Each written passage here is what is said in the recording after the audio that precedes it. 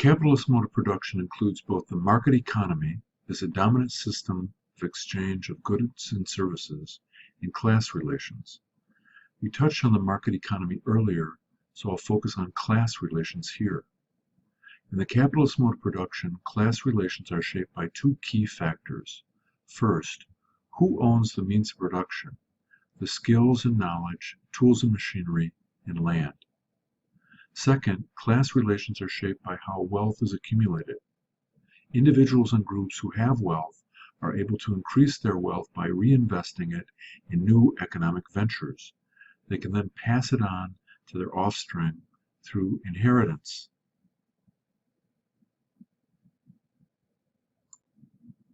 How have peoples of the world reacted to the expansion of European commerce and colonialism? One response to the arrival of Europeans has been resistance, the effort to limit external influence, domination, and power.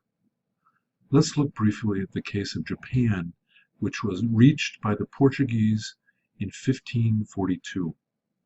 Soon the Spanish, Dutch, and English arrived with their goods and cultural ideologies.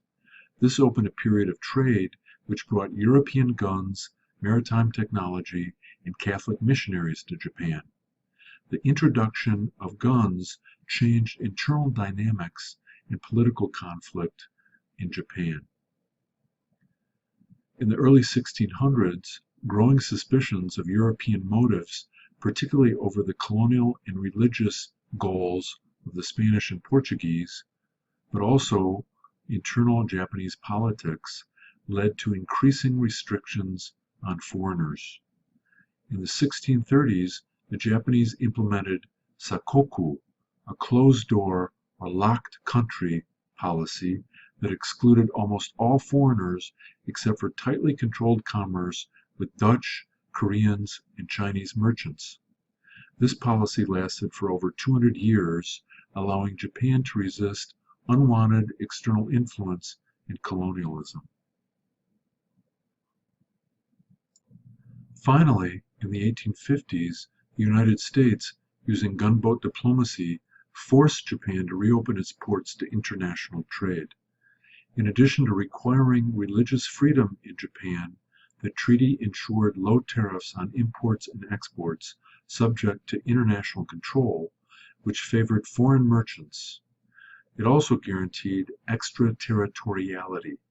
This means that foreigners were not subject to being tried under Japanese law in Japanese courts. In a period of colonial expansion, the West thus succeeded in overcoming Japanese resistance and prying open the country to international trade and Western influence. At this point, the Japanese abandoned their resistance and chose to adapt. In response to this new power arrangement, Japan abolished its feudal system and dismantled the caste system, restoring the monarchy. At the same time, Japan committed itself to modernity. Here, modernity means a cultural system marked by belief in science, secularism, planning, and progress. In ensuing decades, Japan underwent a centralized transition to turn itself into a modern empire on the European model. At this point, the Japanese abandoned their resistance and chose to adapt. In response to this new power arrangement, Japan abolished its feudal system and dismantled the caste system, restoring the monarchy. At the same time, Japan committed itself to modernity. Here, modernity means a cultural system marked by belief in science, secularism, planning, and progress. In ensuing decades, Japan underwent a centralized transition to turn itself into a model empire on the European model. At this point, the Japanese abandoned their resistance and chose to adapt. In response to this new power arrangement, Japan abolished its feudal system and dismantled the caste system, restoring the monarchy. At the same time, Japan committed itself to modernity. Here, modernity means a cultural system marked by belief in science, secularism, planning, and progress. In ensuing decades, Japan underwent a centralized transition to turn itself into a modern empire on the European model. To a considerable extent, Japan selectively embraced westernization. We can define westernization as a distinctive form of cultural imperialism which the ideas and practices of Western Europe and North American culture replace those of the indigenous cultures. Japan selectively embraced and adopted Western economic, technological, and military systems, adapting them to Japanese culture and society. It was argued that the only way Japan could enjoy equality with the Western powers was to modernize and adopt Western technology. By the end of World War I, Japan itself had become an imperial power. During the 1920s and 1930s, militarism and imperialism intensified in Japan. After its defeat in World War II, Japan shifted its cultural, political, and economic orientations once again.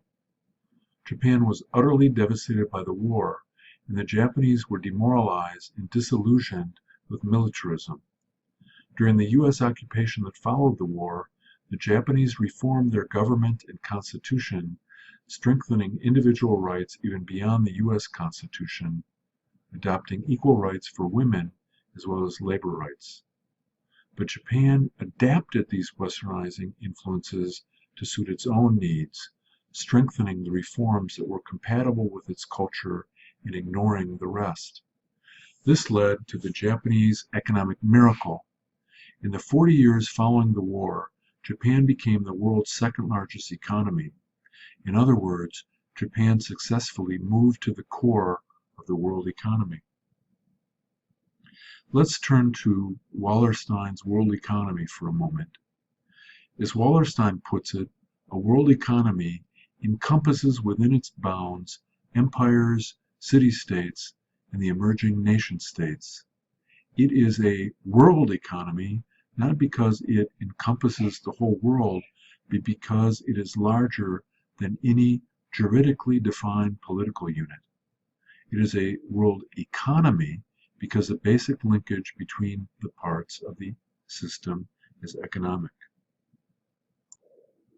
In this world economic system, what is important is not the parts, states, empires, transnational corporations, NGOs, global institutions, but the relations between the parts.